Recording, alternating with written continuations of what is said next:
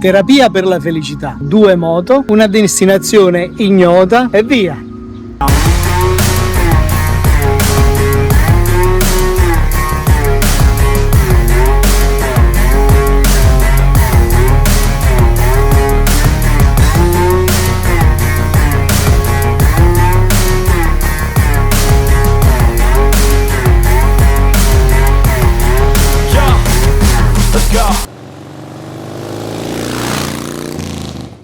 E ancora una volta direzione sud. Quando arrivo da questo ponte strallato sono nel profondo sud d'Italia.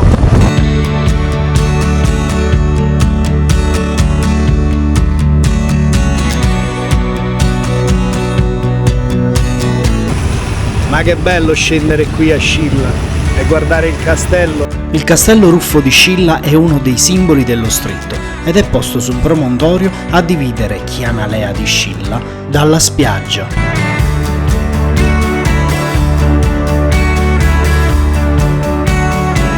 Per quante volte tu possa venire, rimarrai sempre estasiato dalla purezza di queste acque.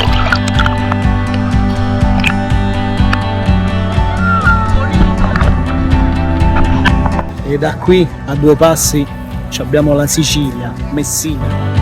E adesso ci godiamo il tramonto sulla spiaggia prima di aspettare di passare la nostra serata a Chianalea di Scilla.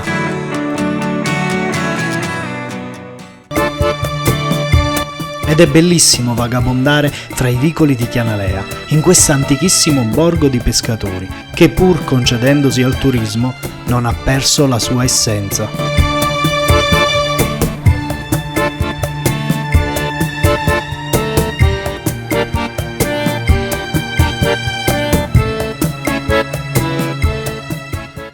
E ora direzione Reggio Calabria, perché come dice il mio amico Martino, Reggio Calabria l'abbiamo letta solo nella segnaletica stradale e non l'abbiamo mai visitata.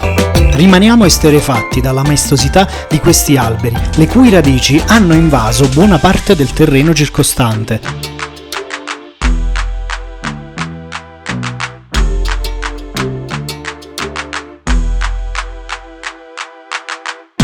Questo lo chiamano il chilometro più bello d'Italia, lungomare di Reggio Calabria. Motul, anche qui. Sì,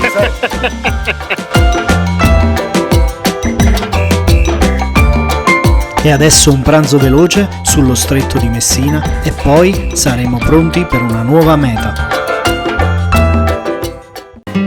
E adesso ci addentriamo nella Calabria più ancestrale, in un borgo che per anni è stato abbandonato.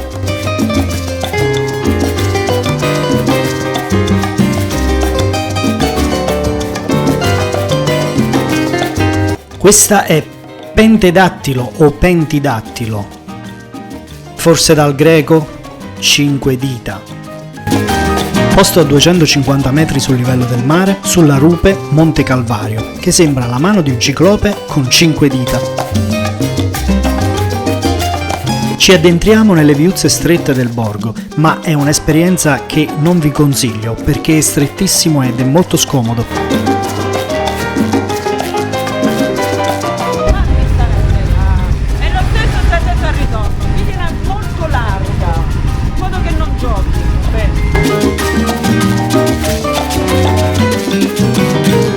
Per anni questo borgo è stato abbandonato, un paese fantasma, e solo ultimamente, da alcuni anni a questa parte, artigiani e commercianti lo hanno riattivato.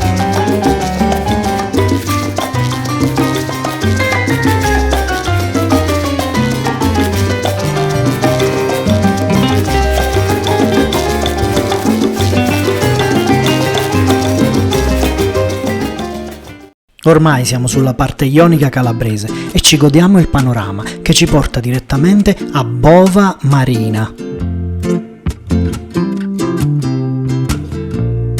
La visuale da Rocca del Capo vale il prezzo del biglietto.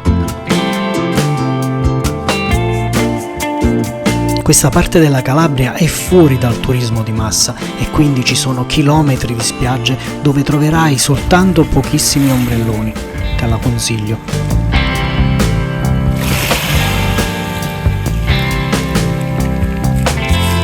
Passeremo la serata nel centro di Bova, dove a farci compagnia ci sarà questa locomotiva a vapore e un buon amaro calabrese.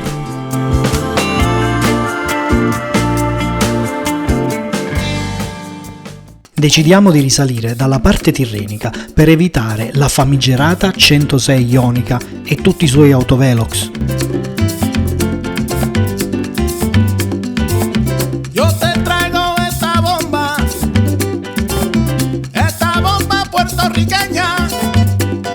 Questa è la nostra visuale da Bagnara Calabra.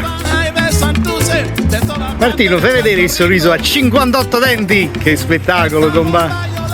Martino mi suggerisce che Bagnara Calabra è famosa per aver dato i natali a Mia Martini, ma noi ci fermiamo perché siamo attratti dal suo mare cristallino.